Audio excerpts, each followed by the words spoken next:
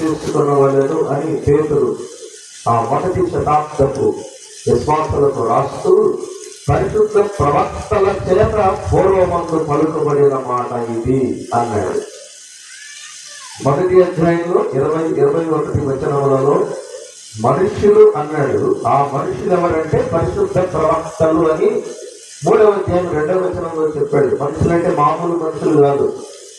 ఎవరంటే వారు మాట్లాడేది దేవుని అవరు.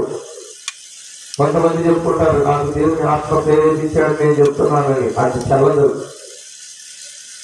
పాత నిబంధన ప్రవక్తలు, క్రొత్త నిబంధన అపోస్తలులు మాత్రమే వారు నేరుగా దేవుని ఆత్మచేత ప్రేరేపింపబడి వారు పలికారు, రాశారు. అందువలన అది దేవుని వాక్కు, ప్రవచనం, లేఖనం. ఇప్పుడు దావీదు కూడా ప్రవక్త. దావీదు రాజు కదా, దావీదు ప్రవక్త ఎలా ఉంటాడు అని కొంతమందికి అనుమానం ఉంది. ఇప్పుడు దావీదు రాజు కాబట్టి, ఆయనకు పాటలు పాడే అలవాటు ఉంది కాబట్టి ఆయన కొన్ని కీర్తనలు రాశాడని మనం అనుకుంటాం. అపొస్తలుల కార్యముల గ్రంథము 2వ అధ్యాయంలో మనకు ఆధారం ఉన్నది. అపొస్తలుల కార్యముల గ్రంథము 2వ అధ్యాయం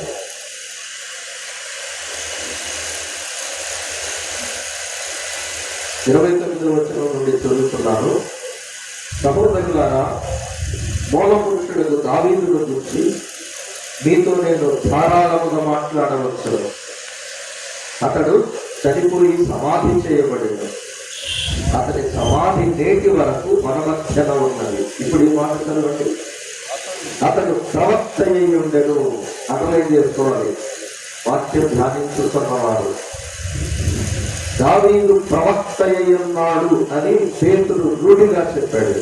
అతడు ప్రవక్త అయి ఉండెను కనుక అతని గర్భములో నుండి అతని సింహాసనం మీద ఒకరి కూర్చుండబెట్టుదును అని దేవుడు తనతో, అంటే దావీదుతో ప్రమాణపూర్వకంగా ఒట్టు పెట్టుకున్న సంగతి అతడు ఎదిగి ప్రవక్త కనుక దేవుడు చెప్పిన సంగతి గ్రహించాడు అని అర్థం. ఏమని దేవుడు వాగ్దానం చేశాడు దావీదుకి? అతని గర్భంలో నుండి అతని సింహాసనం మీద ఒకరి కూర్చుండబెట్టదునని దేవుడు దావీదుతో ప్రమాణం చేశాడు. అది దావీదు ఎరిగి 31వ వచనంలో క్రీస్తు పాతాళములో విలువబడలేదని, ఆయన శరీరము కుళ్ళిపోలేదని దావీదు ముందుగా తెలుసుకొని ఆయన పునరుత్థానమును గురించి చెప్పాను. పేతుడు ఎంత చక్కగా అర్థం చేసుకున్నాడు చూడండి. దావీదు పలికిన కీర్తనలు దావీదు సొంత ఆలోచనతో పలకలేదు. అతడు ప్రవక్త అయి ఉన్నాడు. పరిశుద్ధాత్మతో ప్రేరేపింపబడి క్రీస్తు పునరుద్ధారమును ప్రవచించాడు. అతని గర్భములో నుండి అతని సింహాసనం మీద ఒకని కూర్చుండబెడతానని దేవుడు తనతో చేసిన ఆ ప్రమాణము క్రీస్తును గుర్చినదని ఎరిగి ఉన్నాడు.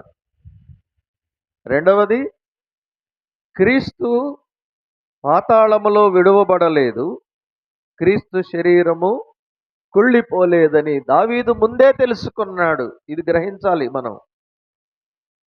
ఇంకా కొత్త నిబంధనలో ఉన్న క్రైస్తవులకు, విశ్వాసులకు అనుమానాలు ఉన్నాయి. క్రీస్తు భూలోకమునకు రాకముందే, శరీరధారిగా జన్మించకముందే, సిలువలో మరణించకముందే, సమాధి చేయబడకముందే దావీదు ముందుగా తెలుసుకున్నాడు. 1000 సంవత్సరాల ముందు దేవుడు క్రీస్తును గుర్చిన సత్యమును తన సేవకుడైన దావీదుకు బయలుపరిచాడు. ఎందుకు దావీదుకు బయలుపరిచాడు? ఇక్కడ పేతురు చెప్పాడు, అతడు ప్రవక్త అయి ఉన్నాడు. మనందరికీ దావీదు రాజుగా మాత్రమే తెలుసు. పేతురు ఏం అర్థం చేసుకున్నాడు? రాజు మాత్రమే కాదు, అతడు ప్రవక్త. క్రీస్తు తన వంశములో నుండి వస్తాడని, తన గర్భములో నుండి, అనగా దావీదు వంశములో నుండి, యోధా గోత్రము నుండి క్రీస్తు వస్తాడని ముందుగానే దేవుడు తనతో చెప్పిన సంగతి దావీదు అర్థం చేసుకున్నాడు. దావీదు పలికిన కీర్తనలు, పాడిన కీర్తనలు, ఆయన పలికిన ప్రతి మాట పరిశుద్ధాత్మ పూర్ణుడై పలికి దేవుడు తనతో ఏం చెప్పాడో అది అర్థం చేసుకొని మాట్లాడాడు. ఇప్పుడు మరలా మనం సమూయేలు 2వ గ్రంథం 23వ అధ్యాయంలోకి రావాలి. దావీదును గురించి దేవుడు ఇచ్చిన వివరణ ఇది. 23వ అధ్యాయం. దావీదు రచించిన చివరి మాటలు ఇవే. యెషయి కుమారుడగు దావీదు పలికిన దేవోక్తి అని గుర్తుపెట్టుకోండి, అనగా దేవుని వాక్కు. యాకోబు దేవుని చేత అభిషేకించబడ్డాడు, మహా ఆధిపత్యమునొందినవాడు. ఇశ్రాయేలీయుల స్తోత్ర గీతములను మధుర గానము చేసిన గాయకుడు దావీదు. దేవుడు దావీదుని గురించి ఎన్ని వివరాలు రాశాడు చూడండి. మధుర గాయకుడు అని చెప్పదగిన ఒకే ఒక వ్యక్తి దావీదు. ఎందుకని? దావీదు తన స్వరముతో మాత్రమే కాదు పాడింది, ఆత్మతో పాడాడు, ఆత్మతో పలికాడు, ఆత్మతో, దేవుని ఆత్మతో ప్రవచించాడు. దావీదు పాడుతున్నప్పుడు కేవలం దావీదు స్వరమే కాదు వినిపించేది, పరిశుద్ధాత్మతో నింపబడిన పరిశుద్ధాత్మ స్వరము దావీదు స్వరములో ప్రతిధ్వనించింది. కొరింథీ మొదటి పత్రిక 14వ అధ్యాయం. కొరింథీలకు రాయబడిన మొదటి పత్రిక 14వ అధ్యాయం 15వ వచనం. దేవుని పరిశుద్ధాత్మ కలిగిన పరిశుద్ధాత్మ పూర్ణుడైన అపోస్తలుడైన పౌలు, ఆయన కూడా తన సొంత అనుభవాన్ని ఇలా వ్రాస్తున్నాడు.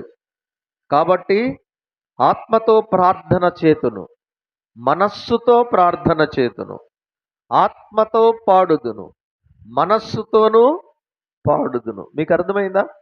అపోస్తలులు క్రొత్త నిబంధన ప్రవక్తలు, దావీదు మిగిలిన వారు పాత నిబంధన ప్రవక్తలు. వీరు పరిశుద్ధాత్మతో నింపబడి పాడారు, పలికారు, ప్రవచించారు, ప్రార్థించారు. మనం ఎలా చేయాలి? ఎఫెసీ పత్రిక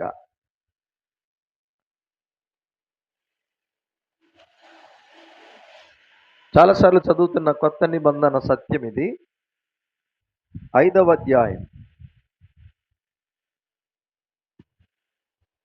19వ వచనం.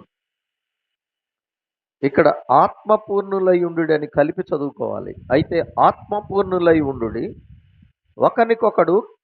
ఒకరినొకడు కీర్తనలతోనూ సంగీతములతోనూ ఆత్మ సంబంధమైన పాటలతోనూ హెచ్చరించుచు మీ హృదయములలో ప్రభువును గూర్చి పాడుచు కీర్తించుచు మన ప్రభు అయిన యేసుక్రీస్తు పేరట సమస్తము తండ్రి అయిన దేవునికి, సమస్తమును గూర్చి తండ్రి అయిన దేవునికి ఎల్లప్పుడూ కృతజ్ఞతాస్తుతులు చెల్లించుచు క్రీస్తునందలి భయముతో ఒకనికొకడు లోబడి ఉండు. చాలా అంశాలు కలిపి మాట్లాడతాడు పౌలు గారు. ఇందులో పరిశుద్ధాత్మతో నింపబడిన వారై ఆత్మ సంబంధమైన పాటలతో సంగీతములతో ప్రభువును గుర్చి పాడండి అని చెప్పాలనుకున్నాడు. ఇక్కడ సంఘాల్లో పాడేప్పుడు మనం సంఘములలో కీర్తనలు పాడుచున్నప్పుడు పరిశుద్ధాత్మతో నింపబడిన ఆత్మ నింపుదల కలిగిన సంగీతము లేక పాటలు పాడే అనుభవాన్ని పొందాలని ప్రభువు నేర్పిస్తున్నాడు. భక్తులు అలాగున దేవుని ఆత్మతో నింపబడి పాడి ప్రార్థించి స్తుతించారు. దావీదును గురించి సమూయేలు 2వ గ్రంథం 23వ అధ్యాయంలో దేవుడు తెలియచేసిన అద్భుతమైన సత్యం ఇది. అతడు దేవోక్తి పలికాడు, మధురగానము. ఇశ్రాయేలీయులు యెహోవాను గూర్చి పాడుచున్న స్తోత్ర గీతములను తానే పరిశుద్ధాత్మ పూర్ణుడై రచించి తాను పాడి దేవుని ప్రజలైన ఇశ్రాయేలీయులకు అభ్యాసం చేయించాడు ఆయన. అందువలన దేవుడు దావీదును ఒక ప్రత్యేకమైన ప్రవక్తగా వాడుకున్నాడు. ప్రవక్త వరములు చూడండి, ప్రవక్త పాట రూపములో కూడా ప్రవచించాడు, వచన రూపములో ప్రవచించాడు, పరిశుద్ధాత్మతో నిండి ప్రార్థన చేశాడు. దావీదును కేవలం ఒక రాజుగా మాత్రమే మనం చూస్తాం, కానీ దేవుని వాక్యంలో దావీదును దేవుడు తనకు ప్రవక్తగా, దైవజనునిగా, సేవకునిగా, తన తరము వారికి రానున్న మెస్సయ్యాను గూర్చి, క్రీస్తును గూర్చి తాను అనుభవపూర్వకంగా ఎరిగి వారికి బోధించడానికి దేవుడు దావీదుని ఎన్నుకున్నాడు. అంతేగాని ఏదో రచనలు చేయలేదు, కవిత్వాలు చేయలేదు. క్రీస్తును ఎరిగిన వాడు దావీదు. ఈ మాట బాగా గుర్తించాలి మీరు. ముందుగా ఎరిగెను. అందుకని అపోస్తలుల కార్యములు 2వ అధ్యాయం చదివాం. పేతురు చెప్పిన మాటలు చదువుకున్నాం. క్రీస్తు పాతాళములో విడవబడలేదనియు, క్రీస్తు శరీరము కుళ్ళిపోలేదనియు అతడు ముందుగా ఎరిగి ఆయన పునరుద్ధానమును గూర్చి ప్రవచించాడు అని పేతురు యూదులకు రూఢిగా వారు నమ్ముచున్న తమ ప్రవక్త, తాము అభిమానిస్తున్న తమ పితరుడు క్రీస్తును గూర్చి చెప్పాడు. ఇది నజరేయుడైన యేసులో నెరవేరింది అని వారికి రుజువు చేయడానికి దావీదు కీర్తనలను పేతురు మొదటి ప్రసంగంలో ఆయన వారికి జ్ఞాపకం చేశాడు. 23వ అధ్యాయం సమూయేలు 2వ గ్రంథం 23వ అధ్యాయంలో దావీదేం పాడాడు, అతడు పలికిన దేవోక్తి ఏంటి, ఎవరిని గురించి మాట్లాడాడు అని మనం చూస్తే క్రింద వచనం చూడండి. యెహోవా ఆత్మ నా ద్వారా పలుకుచున్నాడు, ఆయన వాక్కు నా నోట ఉన్నది. ఎన్ని ఆధారాలు ఉన్నాయో చూడండి. ఇప్పుడు దావీదు స్వయంగా చెప్తున్నాడు, యెహోవా ఆత్మ, పరిశుద్ధాత్మ, దేవుని ఆత్మ, క్రీస్తు ఆత్మ. యెహోవా ఆత్మ వేరు, దేవుని ఆత్మ వేరు, పరిశుద్ధాత్మ వేరు, క్రీస్తు ఆత్మ వేరు కాదు. ఎఫ్సి పత్రికలో చదువుతాం, ఆత్మ ఒక్కడే, ప్రభు ఒక్కడే, తండ్రి ఒక్కడే, దేవుడు ఒక్కడే. కాబట్టి యెహోవా ఆత్మ అనగా దేవుని ఆత్మ, ఆయనే క్రీస్తు ఆత్మ. ఇక్కడ మీకు ఒక వివరణ కూడా కావాలి. పేతురు రాశాడు ఈ వివరాన్ని. పేతురు రాసిన పత్రికలు 2 ఉన్నాయి కదా. 2వ పత్రిక, పేతురు రాసిన 2వ పత్రిక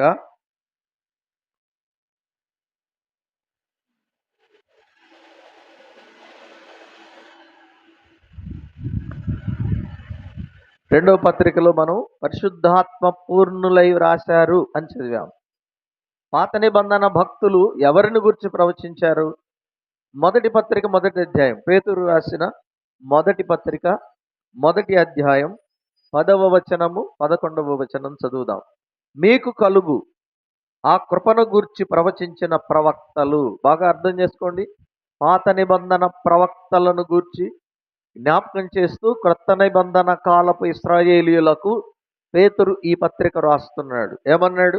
మీకు కలుగు ఆ కృపను గూర్చి ప్రవచించిన ప్రవక్తలు ఈ నిరీక్షణను గూర్చి పరిశీలించుచు. పాత నిబంధన ప్రవక్తలు క్రీస్తు వస్తాడు, క్రీస్తు చనిపోయి తిరిగి లేచుట ద్వారా, క్రీస్తు బలి ద్వారా సర్వమానవులకు పాపక్షమాపణ, ఇశ్రాయేలీయులకు విమోచన కలుగుతుందనే నిరీక్షణ, అది చెప్పాడు. ఈ నిరీక్షణను గూర్చి అప్పటి ప్రవక్తలు పరిశీలించారు. పరిశీలించుచు, ఇప్పుడు మీరు గమనించాలి ఇక్కడున్న వాక్యం చూడండి. తమయందున్న క్రీస్తు ఆత్మ క్రీస్తు విషయమైన శ్రమలను గూర్చియు వాటి తరువాత కలుగబోవు మహిమలను గూర్చియు ముందుగా సాక్ష్యమిచ్చాను. అంతవరకు ఆపుకోవాలి. మళ్ళీ చదువుదామా? కొంచెం కష్టమే. మనం పేతురు రాసిన పత్రికలే చదవం. పేతురు మనకంటే చదువు రానివాడు, మనందరం బాగా చదువు వచ్చిన వాళ్ళం, విద్యావంతులు ఈ రోజుల్లో చాలామంది క్రైస్తవులు. కానీ పేతురు ఎంత ఆత్మ జ్ఞానంతో ఈ మాట రాశాడో చూడండి. అతడు విద్య లేని పామరుడని మనం చదువుతాం. తమయందున్న క్రీస్తు ఆత్మ అంటే పాత నిబంధన ప్రవక్తలలో కూడా క్రీస్తు ఆత్మ ఉన్నాడు అని పేతురు రాస్తున్నాడు. చాలామంది ఏమనుకుంటున్నారు? క్రీస్తు ఆత్మ గలవారు క్రొత్త నిబంధన విశ్వాసులు మాత్రమే అనుకుంటున్నాం. క్రీస్తు ఆత్మ గలవారు క్రొత్త నిబంధన అపోస్తలులు మాత్రమే అనుకుంటున్నాం. కానీ పేతురు ఏం రాస్తున్నాడు? పూర్వము ప్రవచించిన ప్రవక్తలు తమయందు ఉన్న క్రీస్తు ఆత్మ క్రీస్తు విషయమైన శ్రమలను గూర్చి, అంటే క్రీస్తు శిలువ మరణమును గూర్చి ప్రవచించారు. క్రీస్తు మరణము తరువాత కలుగబోయే మహిమలు అంటే క్రీస్తు పునరుద్ధానము, పునరుద్ధానుడైన క్రీస్తునందు విశ్వాసముంచిన వారు పునరుద్ధానము తర్వాత పొందబోయే నిత్య జీవమును గూర్చి ముందుగా సాక్ష్యమిచ్చారు. అలా సాక్ష్యమిచ్చినప్పుడు ఆ ఆత్మ, ఏ ఆత్మ? క్రీస్తు ఆత్మ, తమయందున్న క్రీస్తు ఆత్మ ఏ కాలమును గూర్చి, ఎట్టి కాలమును గూర్చి సూచించుచు వచ్చెనో దానిని విచారించి పరిశోధించిరి. మీకు అర్థమైందా? ఏ కాలములో క్రీస్తు జన్మిస్తాడో, ఎప్పుడు మరణిస్తాడో, ఆయన ఎప్పుడు పరలోకానికి ఆరోహణుడై వెళ్తాడో, ఆయన మరలా ఎప్పుడు భూమి మీదకి దిగి వస్తాడు, ఎప్పుడు ఇశ్రాయేలులకు విమోచన కలిగిస్తాడు, ఆయన మరణ పునరుద్ధానముల ద్వారా సర్వ మానవులకు రక్షణ లేక విమోచన కలుగు చేయబోయే కాలమును గుర్చి పాత నిబంధన భక్తులు ప్రవచించారు. ఎందుకు ఇదంతా చెప్పుకుంటున్నాము? దావీదు కూడా ఆ ప్రవక్తలలో ఒకడు. యెహోవా ఆత్మ నా ద్వారా మాటలాడుచున్నాడు. రండి మరలా సమూయేలు 2వ గ్రంథం 23వ అధ్యాయం. యెహోవా ఆత్మ నా ద్వారా పలుకుచున్నాడు, ఆయన వాక్కు నా నోట ఉన్నది. హెబ్రీ పత్రిక 1వ అధ్యాయం 1వ వచనం మనలో చాలా మందికి జ్ఞాపకం అనుకుంటున్నాను. పూర్వకాలమందు నానా సమయములలో నానా విధములుగా ప్రవక్తల ద్వారా మన పితరులతో దేవుడు మాట్లాడాడు. ఈ దినముల అంతమందు కుమారుని ద్వారా మనతో మాట్లాడాడు. అది కదా హెబ్రీ పత్రిక చెప్తోంది. కాబట్టి పాత నిబంధన భక్తులు లేక ప్రవక్తలు క్రీస్తు ఆత్మ గలవారై మాట్లాడారు. అట్టి పాత నిబంధన భక్తులలో లేక ప్రవక్తలలో దావీదు కూడా ప్రవక్తగా ఎంచబడి క్రీస్తును గూర్చి మాట్లాడాడు. ఆయన క్రీస్తును గూర్చి ప్రవచించాడు. మెస్సయా కీర్తనలు అంటారు, మెస్సయానిక్ సామ్స్ అంటారు ఇంగ్లీష్లో. ఏమని మాట్లాడాడు చూడండి. ఇప్పుడు యెహోవా ఆత్మ అనగా క్రీస్తు ఆత్మ నా ద్వారా పలుకుచున్నాడు, యెహోవా వాక్కు నా నోట ఉన్నది, ఇశ్రాయేలీల దేవుడు సెలవిచ్చుచున్నాడు, ఇశ్రాయేలీలకు ఆశ్రయదుర్గమగువాడు నా ద్వారా మాట్లాడుచున్నాడు. ఇప్పుడు వినాలి, ఏం మాట్లాడుతున్నాడు? మనుష్యులను ఏలు ఒకడు పుట్టును, అతడు నీతిమంతుడై దేవుని యందు భయభక్తులు కలిగి ఏలును. మనుష్యులను పరిపాలించు ఒకడు పుట్టును, అతడు నీతిమంతుడు. ఎవరిని గురించి మాట్లాడుతున్నాడు దావీదు? ఇంక ఇది అర్థం కాని మర్మమేమి కాదు. భూమి మీద యేసు క్రీస్తు తప్ప నీతిమంతుడు ఒక్కడైనను లేడు. రోమపత్రిక 3:11 ఏం చెప్తోంది? నీతిమంతుడు లేడు, ఒక్కడను లేడు. రోమపత్రిక 3:23 ఏం చెప్తోంది? ఏ భేదం లేదు, అందరూ పాపం చేశారు, దేవుడిచ్చే మహిమ పోగొట్టుకుంటున్నారు అన్నాడు. 24వ వచనంలో ఏం చెప్పాడు? కాబట్టే నమ్మువారు ఉచితముగా ఆయన కృపచేత క్రీస్తు యేసునందలి విమోచన ద్వారా విశ్వాసమును బట్టి ఉచితముగా నీతిమంతులుగా తీర్చబడుతున్నారు అన్నాడు. కాబట్టి నీతిమంతుడు లేడు, ఒక్కడు లేడు. కానీ భూలోకములో పాపము లేనివాడుగా జన్మించి, పరిశుద్ధుడుగా జన్మించి, నీతిమంతుడుగా జీవించి, నిర్దోషిగా జీవించి, పరిశుద్ధుడు, పవిత్రుడు, నిర్దోషి, నిష్కల్మషుడు, నీతిమంతుడని సాక్ష్యము పొందాడు క్రీస్తు. ఎవరి చేత? స్వజనుల చేత మాత్రమే కాదు, అన్యజనుల చేత సాక్ష్యం పొందాడు ఆయన. తన స్వజనులు అనగా యూదులు క్రీస్తు మీద నేరములు మోపారు. కానీ న్యాయస్థానములో న్యాయాధిపతి ఇచ్చిన సాక్ష్యం ఏంటి? మీరు ఇతని మీద, ఈ మనుష్యుని మీద మోపిన నేరములలో ఒక్కటైనా కనబడలేదు, ఇతనిలో ఏ దోషము కనబడలేదు, మరణమునకు తగిన హేతువు, కారణము ఒక్కటైనను నాకు కనబడలేదు. నాకు అంటే న్యాయశాస్త్రమునకు అని అర్థం. అప్పుడు ప్రపంచాన్ని పరిపాలిస్తున్న రోమా సామ్రాజ్యపు న్యాయము ఎదుట, చట్టము ఎదుట ఒక్క వ్యక్తి నీతిమంతుడిగా రుజువు చేయబడ్డాడు.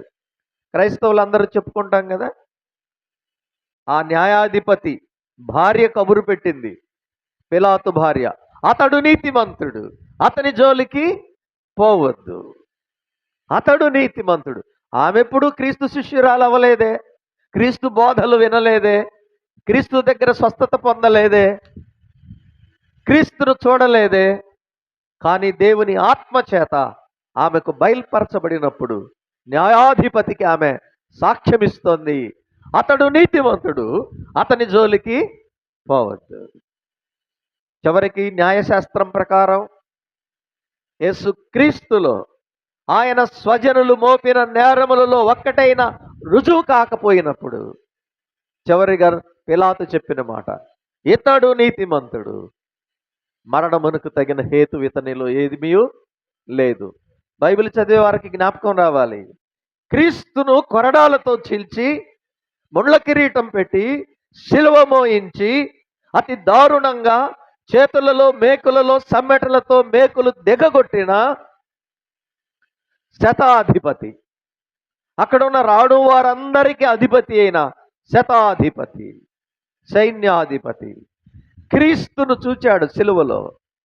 ఆయన ఓర్పు, ఆయన సహనము, ఉమ్మి వేస్తే ఓర్చుకున్నాడు, గడ్డపు వెంట్రుకలు పెరిగితే ఓర్చుకున్నాడు, వీపును ముండ్ల కొరడాలతో చీల్చుతున్నప్పుడు ఏ ఒక్కరిని దూషించలేదు, శపించలేదు, దూషింపబడి బదులు దూషింపలేదు, శ్రమ పెట్టబడి బెదిరించలేదు, న్యాయముగా తీర్పు తీర్చు దేవునికి తనను తానే అప్పగించుకున్నాడు. ఆయన పాపము చేయలేదు, ఆయన నోట ఏ కపటము లేదు. ఒక అన్యుడైన శతాధిపతి, రోమా శతాధిపతి క్రీస్తును నీతిమంతుడిగా గుర్తించాడు. తన చేతులతో తాను హింసించి మేకులు కొట్టి సిలువ వేసిన నజరేయుడైన యేసును తన జీవితంలోనే మొట్టమొదటిసారి నీతిమంతుడైన మనుష్యుడిగా క్రీస్తును గుర్తించాడు ఒక శతాధిపతి.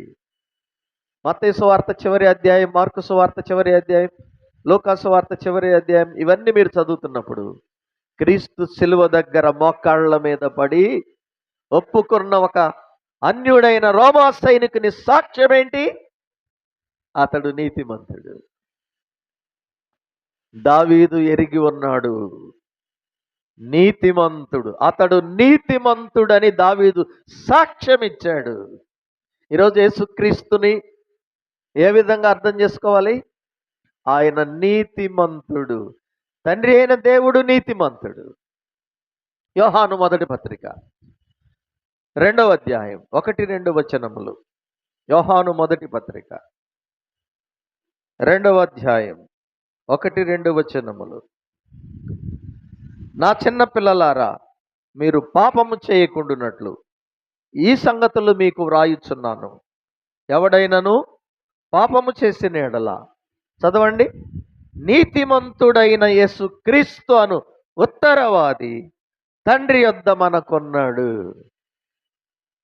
నీతిమంతుడైన యేసు క్రీస్తు అను ఉత్తరవాది అంటే మన పక్షంగా తండ్రి దగ్గర విజ్ఞాపన చేయువాడు. మన లోపములు, మన పొరపాట్లు, మన తప్పిదముల పక్షంగా మనము పశ్చాత్తాపపడుట ద్వారా, ఒప్పుకొని విడిచిపెట్టుట ద్వారా తిరిగి మరలా తండ్రి యొద్ద మనకు క్షమాపణ కలుగు చేయడానికి మధ్యవర్తిగా, దోషము లేని, నేరము చేయని, పాపము లేని పవిత్రుడైన నీతిమంతుడుగా భూలోకములో రుజువు చేయబడిన వ్యక్తి ఇప్పుడు తండ్రి యొద్ద విశ్వాసుల పక్షంగా ఉన్నాడు.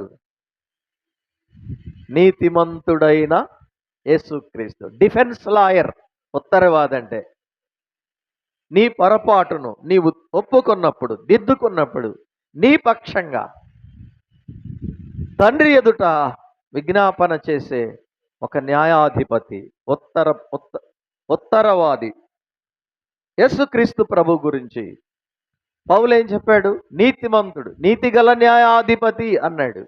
నీతిగల న్యాయాధిపతి ప్రత్యక్షమవుతాడు, నాకు నీతి కిరీటం ఇస్తాడు. నాకు మాత్రమే కాదు, ఆయన ప్రత్యక్షతను అపేక్షించు వారందరికీ నీతిగల న్యాయాధిపతి అయిన క్రీస్తు వస్తాడు. నీతిమంతుడుగా బలి అయ్యాడు, ఇప్పుడు తీర్పు తీర్చడానికి నీతిగల న్యాయాధిపతిగా వస్తాడు. అవసరమా మీకు? తిమోతి 2వ పత్రిక 4వ అధ్యాయం జ్ఞాపకం పెట్టుకోవడానికి ఈ వచనం చదవండి. తిమోతి 2వ పత్రిక 4వ అధ్యాయం 8వ వచనం. ఇక మీదట నా కొరకు నీతి కిరీటం ఉంచబడి ఉన్నది. నీతి కిరీటం ఎందుకన్నాడు? యేసు క్రీస్తు తన రక్తము ద్వారా నీతిమంతులుగా తీర్చి మనకు అనుగ్రహించిన నీతిని కాపాడుకొనుచు నీతి ప్రవర్తన గలవారై జీవించిన వారికి ఇవ్వబడే కిరీటం ఇది. అంతేగాని దాని పేరు కాదు. క్రీస్తు అనుగ్రహించిన నీతిని కాపాడుకొనుచు క్రీస్తు కొరకు నీతిమంతులుగా జీవించిన వారికి ఈ నీతి కిరీటం ఇవ్వడానికి వస్తున్నాయని ఎవరు? అది చదువుతున్నాం ఇక్కడ. నీతిగల ఆ దినమందు నీతిగల న్యాయాధిపతి ప్రభు, అది నాకు మాత్రమే కాకుండా ఆయన రాకడను, ఆయన ప్రత్యక్షతను అపేక్షించు వారు అందరికీ అనుగ్రహిస్తాడు. ఇప్పుడు క్రీస్తు ఎలా వస్తున్నాడని చెప్తున్నాడు పౌలు? నీతిగల, నీతిమంతుడైన న్యాయాధిపతి. ఆయన యందు అన్యాయము లేదు. రోమాపత్రిక 3వ అధ్యాయం.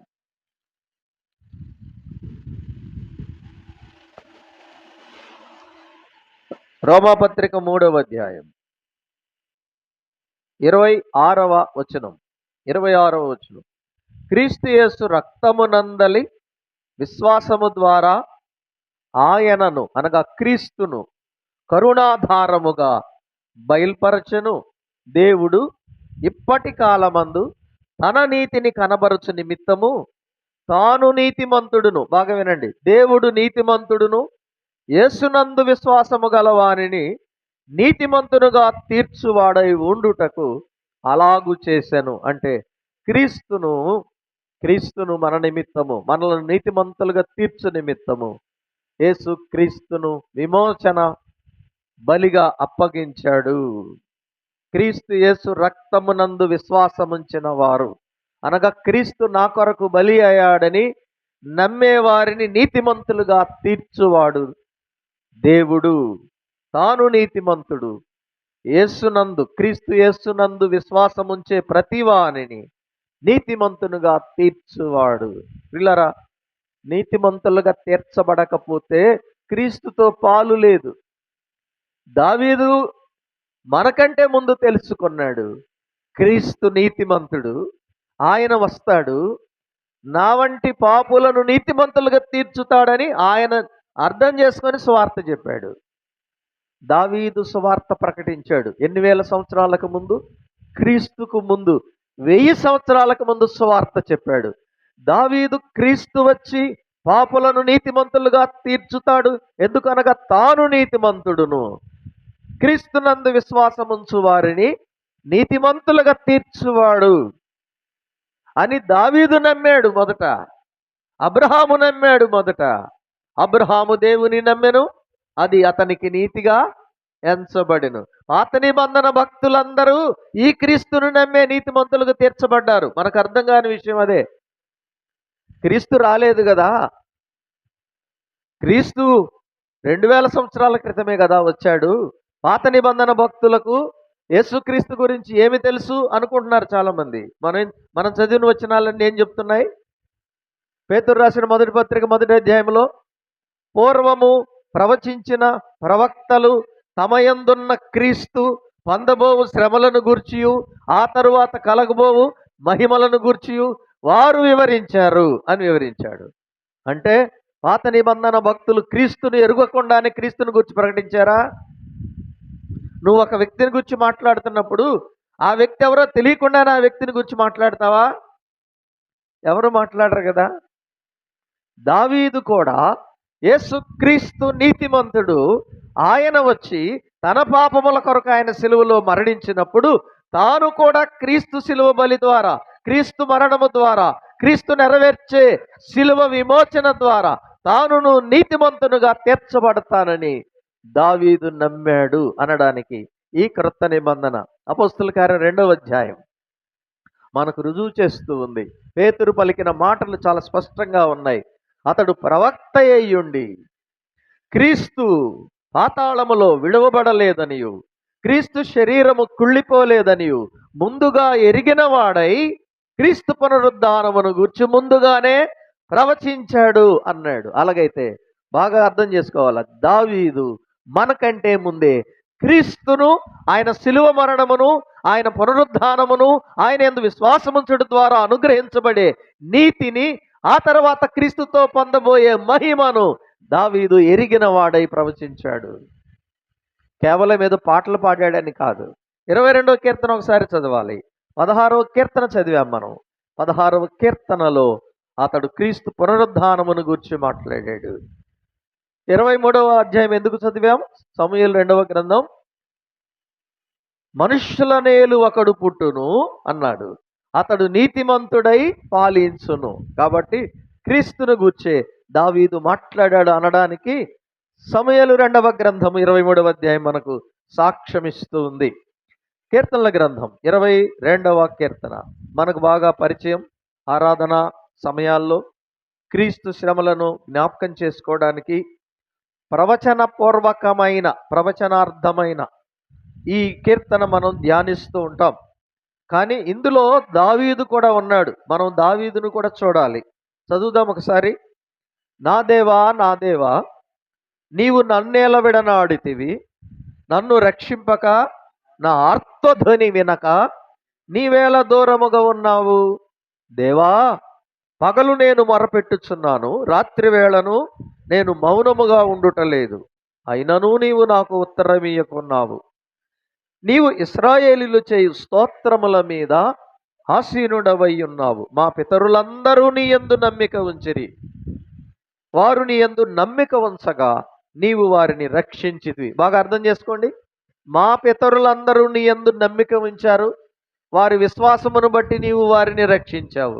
అంటే దావీదుకు పూర్వమున్న పితరులందరూ, ఆదాము, హేబేలు, మెతుషెల, లెమెకు, నోవహు, షేము, అబ్రహాం, ఇస్సాకు, యాకోబు, యోసేపు, మోషే, అహరోను, ఇలా మీరు చెప్పుకుంటూ వస్తే దావీదుకు ముందున్న పితరులు కూడా క్రీస్తునందు విశ్వాసం ఉంచడం ద్వారా నీతిమంతులుగా తీర్చబడి రక్షింపబడ్డారు. వారు నీకు మొర్రపెట్టి విడుదల నొందిరి, నీ యందు నమ్మిక ఉంచి సిగ్గుపడకపోయిరి. ఇప్పుడు నేను నరుడను కాను, నేను పురుగును, నరుల చేత నిందింపబడిన వాడను, ప్రజల చేత తృణీకరింపబడిన వాడను. నన్ను చూచువారందరూ పెదవులు విరిచి తమ తలలు ఆడించుచు నన్ను అపహసించుచున్నారు. యెహోవా మీద నీ భారము మోపుము, ఆయన వారిని విడిపించునేమో, వాడు ఆయనకి ఇష్టుడు గదా, ఆయన వారిని తప్పించునేమో అందురు. జాగ్రత్తగా ఆగండి, ఇక్కడ గమనించండి. ఈ మాటలన్నీ ఎవరివి? దావీదు పలికిన మాటలే. దావీదు సొంత అనుభవం. దావీదు కూడా తన స్వజనుల చేత నిర్లక్ష్యం చేయబడ్డాడు, విసర్జింపబడ్డాడు, తరిమివేయబడ్డాడు, అరణ్యాల పాలయ్యాడు. అబ్షలోము, స్వజనులు, మనందరికీ తెలుసు చరిత్ర. క్రీస్తు తన సొంత జనుల చేత ఎలా తృణీకరింపబడబోతున్నాడో 1000 సంవత్సరాల తర్వాత, 1000 సంవత్సరములకు ముందే క్రీస్తు శ్రమలను దావీదు అనుభవించాడు. క్రీస్తు అనుభవించిన అవమానములు దావీదు అనుభవించాడు. ఎవరి ద్వారా? స్వజనుల ద్వారా, మరలా శత్రువుల ద్వారా. అందుకని ఇప్పుడు ఈ శ్రమలు అనుభవిస్తున్న దావీదుకు క్రీస్తు శ్రమలు బయలుపరచబడ్డాయి. కాబట్టి ఇందులో దావీదును కూడా చూడాలి. 9వ వచనం ఒకసారి చూడండి, మీకు అర్థమవుతుంది. ఇది దావీదు స్వీయ అనుభవము అని. 9వ వచనం, గర్భము నుండి నన్ను తీసిన వాడవు నీవే గదా, నేను నా తల్లి యొద్ద స్తన్యపానము చేయిచుండగా నీవే గదా నాకు నమ్మిక పుట్టించితివి. 10వ వచనం, గర్భవాసినైనది మొదలుకొని నాకు ఆధారము నీవే, నా తల్లి నన్ను కన్నది మొదలుకొని నా దేవుడవు నీవే. ఎవరి సాక్ష్యం ఇది? దావీదు సాక్ష్యం. దావీదు దేవుణ్ణి ఎప్పుడు తెలుసుకున్నాడు? గర్భములో ఉన్నప్పుడే. గర్భవాసి అంటే అర్థం ఏంటి? పిండముగా ఉన్న స్థితి. గర్భవాసినైనప్పుడు నా ఆధారము నీవు, నా తల్లి నన్ను కన్న రోజు నుండి నా దేవుడవు నీవే. దావీదుకి ఎలా తెలిసింది?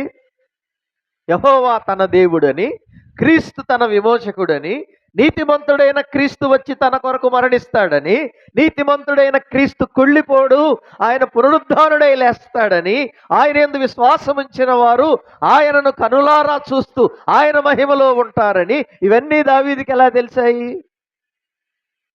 దేవుని ఆత్మ ద్వారా.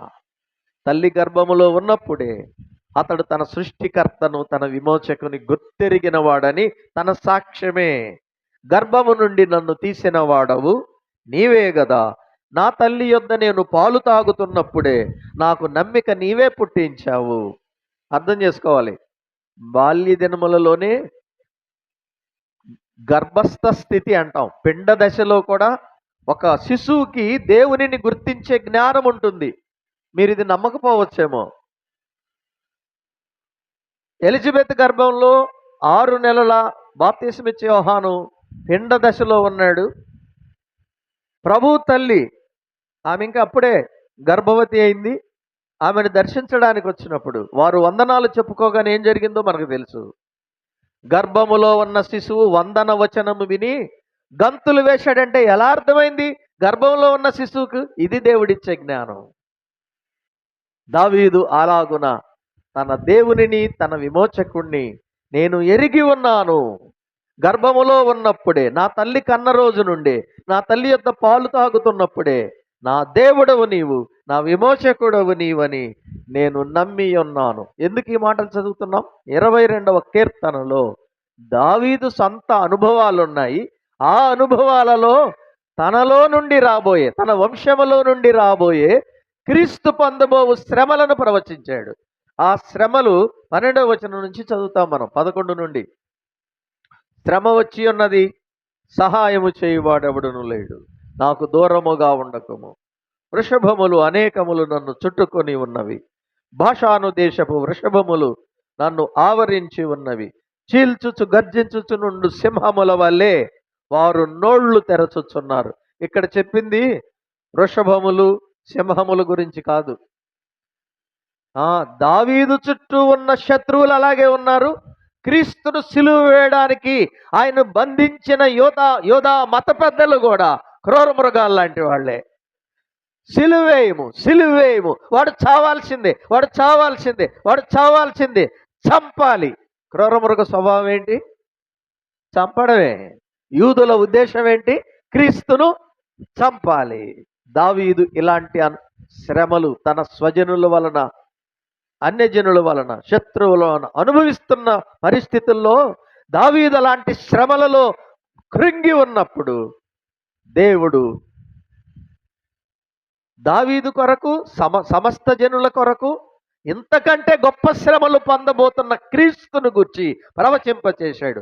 ఒక వ్యక్తి, జాగ్రత్తగా వినండి, ఒక వ్యక్తి క్రీస్తును గూర్చి, క్రైస్తవ అనుభవాన్ని గూర్చి, క్రైస్తవ జీవితంలో ఎదురయ్యే శ్రమలను గూర్చి, భక్తి జీవితంలో క్రైస్తవుడిగా జీవించేటప్పుడు ఎదుర్కొనే శ్రమల జీవితం గురించి ఒక వ్యక్తి ఇతరులకు ప్రకటించాలంటే మొదట అతడు అనుభవించాలి. క్రైస్తవ శ్రమ అనుభవించాలి. పేతురు రాశాడు కదా, ఎవడైనాను క్రైస్తవుడైనందుకు శ్రమ అనుభవించినాడు ఆ పేరును బట్టి దేవుని మహిమపరచాలి. క్రీస్తు శ్రమలలో పాలివారైనట్టు మీరు సంతోషించండి. ఒకసారి చదివితే మంచిది కదా. అపోస్తలులు కూడా క్రీస్తు శ్రమలు పంచుకున్నారు. క్రీస్తు అనుభవించిన శ్రమల వంటి శ్రమలను వారు కూడా పంచుకున్నారు, అనుభవించారు. వారి స్వార్థ ద్వారా నమ్మిన వాళ్లకు కూడా క్రీస్తు శ్రమలను ప్రకటించారు. రండి, 4వ అధ్యాయం, పేతురు రాసిన మొదటి పత్రిక 4వ అధ్యాయం 1వ వచనం. క్రీస్తు శరీరమందు శ్రమ పడెను. ఎందుకు రాశాడు ఈ మాట? మనము శరీరములో ఉండగానే మనకు శ్రమలు కలుగుతాయి. క్రీస్తు శరీరమందు శ్రమ పడెను గనుక మీరును అట్టి మనస్సును ఆయుధముగా ధరించుకొనుడి అన్నాడు. 12వ వచనము నుండి, ప్రియులారా, మిమ్మను శోధించుటకు మీకు కలుగుచున్న అగ్ని వంటి మహాశ్రమను గూర్చి మీకేదో ఒక వింత సంభవించుచున్నట్టు ఆశ్చర్యపడకండి. 13, క్రీస్తు మహిమ బయలుపరచబడినప్పుడు మీరు మహా ఆనందముతో సంతోషముతో సంతోషించు నిమిత్తము క్రీస్తు శ్రమలలో మీరు పాలివారై ఉన్నంతగా సంతోషించండి. క్రీస్తు నామము నిమిత్తము మీరు నిందపాలైన ఎడల మహిమాస్వరూపైన ఆత్మ అనగా దేవుని ఆత్మ మీ మీద నిలుచుచున్నాడు గనుక మీరు ధన్యులు. పేతురు, పౌలు, మొదటి అపోస్తలులు ఇలాంటి శ్రమలు అనుభవించి రాశారు. ఊరికే సలహాలు కాదు. మనమేం చెప్తాం? సలహా చెప్తాం. ప్రతి నిజమైన విశ్వాసికి ఏదో ఒక సందర్భంలో జీవితంలో ఇలాంటి శ్రమను దేవుడు అనుభవంలోకి పంపిస్తాడు. దావీదు క్రీస్తు శ్రమలను అనుభవించి ఆ శ్రమలలో నుండి క్రీస్తు పొందబోయే శ్రమలను ప్రవచించాడు. అపోస్తలులు కూడా.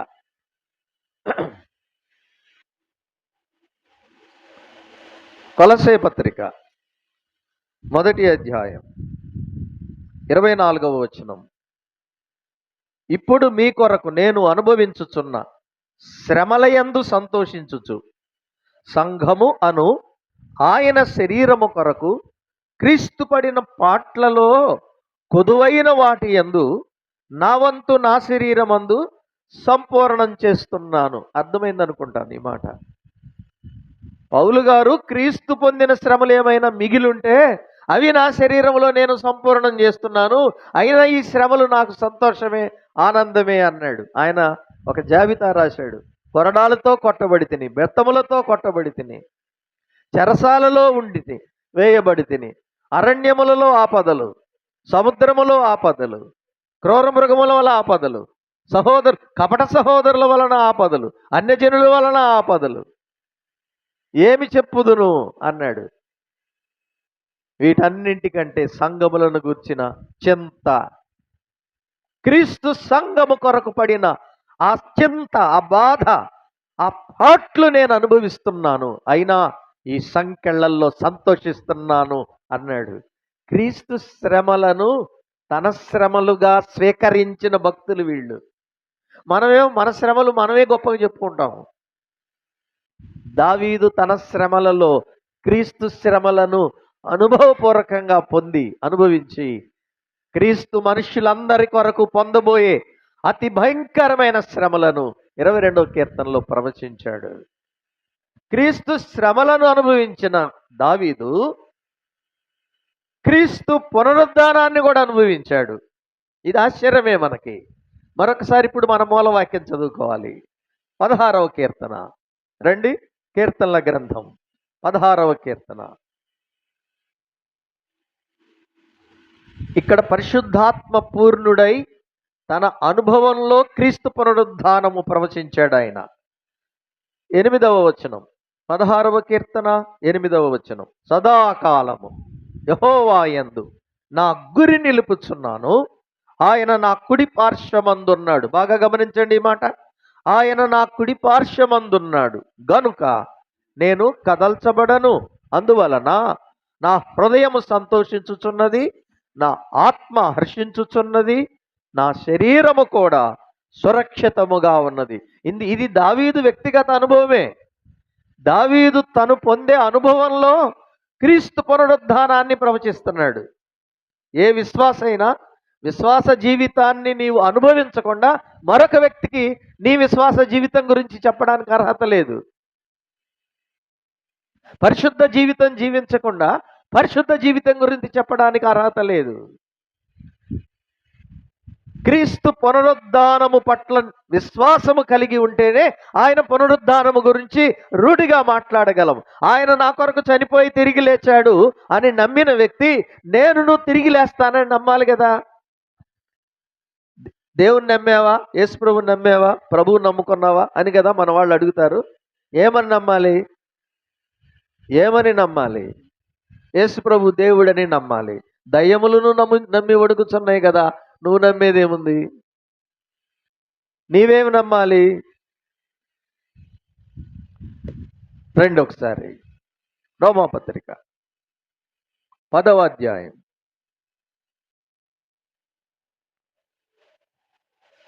9-10 వచనాలు. రోమాపత్రిక 10వ అధ్యాయం 9-10. అది ఏమనగా, యేసు ప్రభువు అని నీ నోటితో ఒప్పుకొని దేవుడు మృతులలో నుండి ఆయనను లేపెనని నీ హృదయమందు విశ్వసించిన ఎడల నీవు రక్షింపబడుదువు. ఇప్పుడైనా అర్థమైందా? రక్షించబడిన విశ్వాసులు కూడా నువ్వేం నమ్మావో ఇప్పుడైనా అర్థం అవ్వాలి. నమ్మావా అంటే నమ్మావు. చాలామంది నమ్ముకున్నావంటే బాప్తీసం కూడా తీసుకున్నానని చెప్పి అమాయకత్వంలో ఉన్నారు. ఇంకా బాప్తీసం తీసుకోవడం నమ్మడం కాదు. క్రీస్తుని ఏమని నమ్మాలి, ఏ విధంగా నమ్మాలి, ఎందుకు నమ్మాలి? ఆయన నీ పాపముల కొరకు చనిపోయాడనే విషయాన్ని నమ్మాలి. అలా నమ్మేవా? నమ్మినప్పుడు క్రీస్తు నీ పాపముల కొరకు ఆయన సిలువలో మరణించి నీ పాపం మోసాడని నమ్మేవా? అలా అర్థమయ్యే నమ్మేవా? క్రీస్తు నీవు పొందాల్సిన మరణ శిక్ష నీకు బదులు ఆయన పొందాడు, సిలువలో మరణించింది నీ కోసమే అని తెలుసుకొని నమ్మేవా? విశ్వాసికే ఈ ప్రశ్నలు. మళ్ళీ నమ్ముకోవాలి ఇలా నమ్మకపోతే. అవును, క్రీస్తు నా పాపముల కొరకే మరణించాడు, నన్ను నీతిమంతునిగా తీర్చుటకు ఆయన మృతులలో నుండి తిరిగి లేచాడు. ఆయన మరణము జయించి లేచాడు, నేనును మరణము జయించి లేస్తాను. నా ప్రభువు సజీవుడు, ఆయన పునరుద్ధానుడు గనుక నేనును క్రీస్తునందు జీవముతో లేచెదనని నమ్మినప్పుడే నీ విశ్వాసం సరైన విశ్వాసం.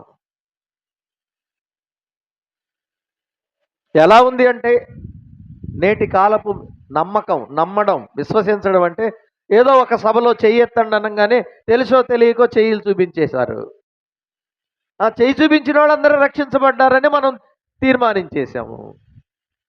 చెయ్యి చూపించారు కాబట్టి బాప్తీసం ఇచ్చేశాము. బాప్తీసం ఇచ్చేసాం కాబట్టి వాళ్లకు ప్రభు బలలో పాలు ఇచ్చేసాము. ఎప్పుడన్నా మళ్ళీ రివ్యూ చేశారా? మీ విశ్వాసము సరైనదేనా? నీ విశ్వాసము సరైనదేనా? తన క్రీస్తు మృతులలో విడువబడలేదనియు ఆయన శరీరము కుళ్ళిపోలేదనియు దావీదు నమ్మాడు. అది విశ్వాసం. క్రీస్తు రాలేదు, ఇంకా సిలువలో మరణించలేదు, సమాధి చేయబడలేదు, పునరుద్ధానం జరగలేదు. అయినా దావీదు నమ్మాడు, తన క్రీస్తు తన నిమిత్తము సిలువలో మరణిస్తాడు, సమాధి చేయబడతాడు, కుళ్ళిపోడు, ఆయన అక్షయుడుగా తిరిగి లేస్తాడని నమ్మి 16వ కీర్తనలో ప్రవచించాడు. నేను యెహోవాను ఎల్లప్పుడూ నా ఎదుటే చూచుచున్నాను. చూడండి, సదాకాలము యెహోవా యందు నా గురి అంటే చూపు నిలుపుచున్నాను. ఆయన నా కుడి పార్శ్వమందున్నాడు గనుక నేను కదల్చబడను. అందువలన నా హృదయము సంతోషించుతున్నది, నా ఆత్మ హర్షించుచున్నది, నా శరీరము కూడా సురక్షితముగా ఉన్నది. ఇక్కడ 3 విషయాలు చెప్పాడు. హృదయము, ఆత్మ, శరీరం అన్నాడు. ఇందులో ప్రాణము, ఆత్మ, శరీరము అని అర్థం. పునరుద్ధానములో మనం శరీరముతో వెళ్తామా, ఆత్మతో వెళ్తామా, ప్రాణముతో వెళ్తామా? చాలామందికి అర్థం కాని విషయం. తెస్సలోనికైలకు రాయబడిన మొదటి పత్రిక 5వ అధ్యాయం, తెస్సలోనికైలకు రాయబడిన మొదటి పత్రిక 5వ అధ్యాయం 23వ వచనం. సమాధానకర్తయగు దేవుడే మిమ్మును సంపూర్ణముగా పరిశుద్ధపరచునుగాక, మీ ఆత్మయు జీవమును శరీరమును మన ప్రభు అయిన యేసుక్రీస్తు రాకడయందు నిందారహితముగాను సంపూర్ణముగా ఉండునట్లు కాపాడబడునుగాక అన్నాడు. క్రీస్తు రాకడలో మనం ఏమి కలిగి ఉంటాము? శరీరము, ప్రాణము, ఆత్మ. ఇక్కడ వరుస క్రమము. మీ ఆత్మ, జీవం అంటే ప్రాణము, శరీరము. ఇప్పుడు దావీదు పునరుద్ధానములో క్రీస్తును శరీరముతో అంటే మహిమ శరీరములో ప్రాణము, ఆత్మ కలిగి ఒక పరిపూర్ణమైన పునరుద్ధానము పొందిన వ్యక్తిగా ప్రభువును చూస్తున్నాను అని రాస్తున్నాడు. రండి ఒకసారి అపోస్తలుల కార్యముల గ్రంథము 2వ అధ్యాయం. పేతురు చెప్పిన విషయం చూడండి. అపోస్తలుల కార్యముల గ్రంథము 2వ అధ్యాయం 25వ వచనం. ఎంత చక్కగా వివరించాడు గమనించండి. ఆయనను గూర్చి దావీదు ఇట్లనెను, నేను ఎల్లప్పుడూ, చదవాలి ప్రతి ఒక్కరు, నా ఎదుట ప్రభువును చూచుచున్నాను, ఆయన నా కుడి పార్శ్వమున ఉన్నాడు గనుక నేను కదల్చబడను. మీకు అర్థమైందా ఈ మాట? దావీదు క్రీస్తుకు దూరము నుండి మాట్లాడుతున్నాడా, క్రీస్తుకు దగ్గరగా ఉండి మాట్లాడుతున్నాడా? ఆయన నా కుడి పార్శ్వమందున్నాడు, నేను కదల్చబడను. ఎల్లప్పుడూ నా ఎదుట ప్రభువును చూస్తున్నాను. రక్షింపబడిన వ్యక్తి మరణించిన తర్వాత, పునరుద్ధానం పొందిన తర్వాత ఎవరిని చూస్తాం మనం? ఎవరిని చూస్తాము? పునరుద్ధానుడైన ప్రభువును చూస్తాం పునరుద్ధానం పొందిన తర్వాత. మీకు ఇంకా అనుమానం ఉందా? యోహాను మొదటి పత్రిక 3వ అధ్యాయం 2వ వచనం. యోహాను రాసిన మొదటి పత్రిక 3వ అధ్యాయము 2వ వచనం. ప్రియులారా, ఇప్పుడు మనము దేవుని పిల్లలమై ఉన్నాము. మనమిక మీదట ఏమగుదుమో అది ఇంకనూ ప్రత్యక్షపరచబడలేదు గాని ఆయన ప్రత్యక్షమైనప్పుడు, చదవండి, ఆయన ఉన్నట్టుగా ఆయనను చూతుము గనుక ఆయనను పోలి ఉందుము. పౌలు గారు దీన్ని మరొక విధంగా రాశాడు ఫిలిప్పీ సంఘానికి. క్రీస్తు ప్రత్యక్షమైనప్పుడు మన దీన శరీరమును తన మహిమ గల శరీరమునకు సమరూపము గల దానిగా మార్చును అన్నాడు ఫిలిప్పీ పత్రిక 3వ అధ్యాయంలో. క్రీస్తు మహిమ శరీరంతో వస్తాడు, పునరుద్ధాన దేహముతో వస్తాడు. క్రీస్తునందు విశ్వాసము కలిగి నిద్రించిన వారిని ఆయన పునరుద్ధాన అక్షయ శరీరముతో లేపినప్పుడు ప్రభువుతో మనము దగ్గరగా ఉంటాము. ఆయన కలిగిన మహిమ శరీరంతో మనము అదే సమానమైన మహిమ గలవారమై ఆయనను కనులారా చూచెదము గనుక ఆయనను పోలి ఉండేదము. కానీ వినాలి, నమ్మని వారి పరిస్థితి ఏంటి? మృతులు అక్షయులుగా లేపబడతారు కానీ క్రీస్తును విశ్వసించని వారు, క్రీస్తు మరణమును, నీ కొరకు క్రీస్తు శిలువలో తన పరిశుద్ధ శరీరములో నీ పాపపు శిక్ష అనుభవించాడు. నీ కొరకే ఆయన మరణించాడు, నీ పాపానికి నివారణ చేశాడు. నీ శిక్ష నీకు లేకుండా ఆయన అనుభవించి నీ శిక్షను రద్దు చేశాడు. ఆయన యందు విశ్వాసం ఉంచితే నీవు నీతిమంతునిగా, నీతిమంతురాలుగా తీర్చబడే ఉచితమైన కృప ఏర్పాటు చేసి వెళ్ళాడు. నమ్మని వాళ్ళు ఇంకా ఉన్నారు సంఘాల్లో, పేరుకు విశ్వాసుల సంఘాలే. తన కొరకు సిలువలో క్రీస్తు బలి అయి మరణించాడనే విషయాన్ని వేల సార్లు వింటూ కూడా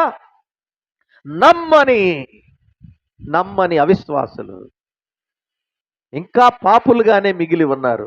పెద్దల కుటుంబాల్లో, సేవకుల కుటుంబాల్లో, క్రైస్తవులైన తల్లిదండ్రులు ఉన్న కుటుంబాల్లో సజీవుడగు నీతిమంతుడగు క్రీస్తు ఆరాధింపబడుతున్న జీవము గల సంఘములలో ఇంకా పాపముల చేత, అపరాధముల చేత చచ్చిన వాళ్ళు ఉన్నారు. ఇంకా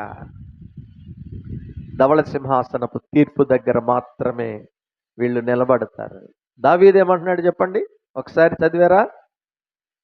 చదివి ప్రార్థన చేద్దాం. అపోస్తల కార్యములు 2వ అధ్యాయం. దావీదు అనుభవము, క్రీస్తు పునరుద్ధానమును, పునరుద్ధానుడైన క్రీస్తును ఆత్మవశుడై చూసి మాట్లాడాడు. నేను ఎల్లప్పుడూ నా ఎదుట ప్రభువును చూచుచుంటిని. ఆయన నా కుడి పార్శ్వమున ఉన్నాడు గనుక నేను కదల్చబడను. కావున నా హృదయము ఉల్లసించెను, నా నాలుక ఆనందించెను, మరియు నా శరీరము కూడా నిరీక్షణ కలిగి నిలకడగా ఉండును. అంటే లేపబడుతాను, నా శరీరము పునరుద్ధాన దేహముతో లేచెదను. ఇది యోబు కూడా పలికాడు. నీవు నా ఆత్మను పాతాళములో విడిచిపెట్టవు, నీ పరిశుద్ధుని కుళ్ళు పట్టనీయవు. నాకు జీవ మార్గము తెలిపితివి. నీ దర్శనము అంటే క్రీస్తు ప్రత్యక్షత, నీ ప్రత్యక్షతను అనుగ్రహించి నన్ను ఉల్లాసముతో నింపేదవంటే క్రీస్తు వస్తాడు. ఆయన మహిమ శరీరముతో, పునరుద్ధాన దేహముతో ఆయన ప్రత్యక్షమైనప్పుడు నేను ఆయనను కనులారా చూస్తాను, నేను ఆయనతో ఉంటాను. మనందరికీ తెలిసిన ఒక మాట చెప్దామా? 23వ కీర్తన చివరి వచనం చెప్పండి. దావీదే పలికాడుగా, చిరకాలము యెహోవా మందిరములో నివాసము చేసేదను. చిరకాలం అంటే నిత్యత్వం. మరణించి లేచిన తరువాత క్రీస్తును కనులారా చూస్తూ పునరుద్ధానుడైన నా ప్రభువుని నేను దగ్గరగా చూస్తూ నేను ఆయన మహిమలో ఆనందించెదను. ప్రియమైన దేవుని ప్రజలారా, వందల సంవత్సరాలుగా, వేల సార్లుగా క్రీస్తు నీ కొరకు చనిపోయి సమాధి చేయబడి తిరిగి లేచాడు. ఆయన యందు విశ్వాసం ఉంచితే నిన్ను నీతిమంతునిగా చేసి ఆయన వచ్చి మరలా నిన్ను పునరుద్ధానములో అక్షయునుగా లేపి తన మహిమలోకి చేర్చుకుంటాడని నమ్మని స్థితిలో ఉంటే ఈ సభలో తప్పక ప్రభువును అంగీకరించి రక్షింపబడాలి. విశ్వాసి దావీదు నమ్మినట్లు నిరీక్షణతో క్రీస్తు ప్రత్యక్షత కొరకు, ప్రభు కొరకు పరిశుద్ధముగా నిర్దోషులముగా సాక్షులముగుండుటకు ప్రభువుకు అప్పగించుకుందాం. ప్రభు మనకట్టి కృపను అనుగ్రహించునుగాక. ఆమేన్. కృపామయుడు తండ్రి, యుగములకు పూర్వమే జగత పునాది వేయబడక మునిపే మీ కుమారుని మా కొరకు నిర్ణయించి కాలము పరిపూర్ణమైనప్పుడు స్త్రీ యందు ఆయనను నీతిమంతునిగా పరిశుద్ధునిగా శరీరధారిగా ఈ లోకానికి పంపించి మా అందరి దోషము శిక్షను ఆయనలో అమలుపరిచి ఆయన మరణ పునరుద్ధానముల ద్వారా మాకు పాప క్షమాపణ, విమోచన, పునరుద్ధానము, యుగయుగముల నిత్య జీవమును మీ కుమారునితో సమానముగా ఇచ్చారు. అందుకై కృతజ్ఞత స్తోత్రము చెల్లిస్తున్నాం. సజీవ సాక్షులముగా, పునరుద్ధాన సాక్షులముగా, నీతిమంతులుగా మీ కొరకు మేము జీవించుటకు, క్రీస్తు ప్రత్యక్షతను అపేక్షించుటకు సహాయము చేయమని నమ్మని హృదయాలను మరొకసారి మీ సువార్త ద్వారా వెలిగించుమని క్రీస్తు అమూల్యమైన నామమున స్తుతించి ప్రార్థిస్తున్నాము తండ్రి. ఆమేన్.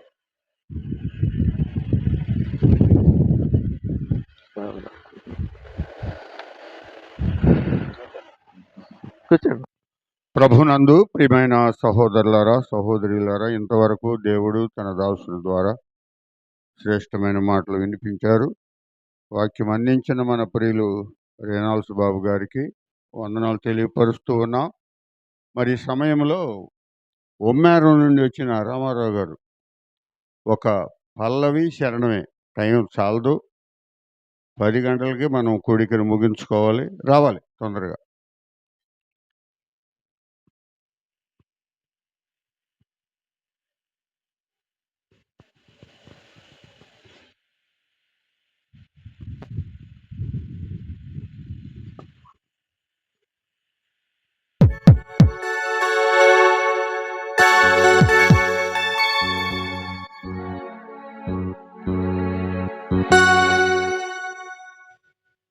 ఆకాశమందు నీవు తప్ప నాకెవ్వరున్నారయ్యా. ఆకాశమందు నీవు తప్ప నాకెవ్వరున్నారయ్యా. ఉన్నవాడవు నీవే, అనువాడవు నీవే, ఉన్నవాడవు నీవే, అనువాడవు నీవే, అన్ని వేళలా నాతో ఉండేవాడవు,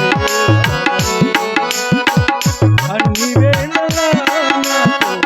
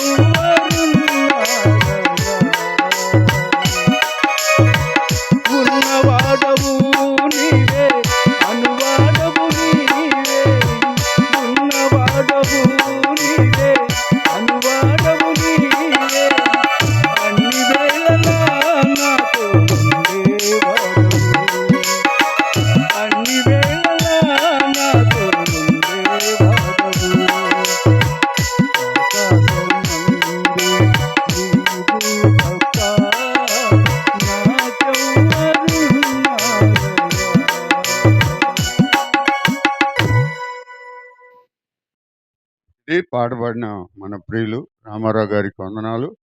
ఈ సమయంలో వాక్య సహాయం కొరకు ఉప్పుగుండూరు సంఘ పెద్దలు దేవయ్యన్న వచ్చి ప్రార్థన చేస్తారు. ఐజక్ బాబు గారు దేవుని వాక్యాన్ని అందిస్తారు. శ్రద్ధగా విని ఆలకిద్దాం. అన్న పైకి ఎక్కకపోతే అక్కడే ఉండి మళ్ళీ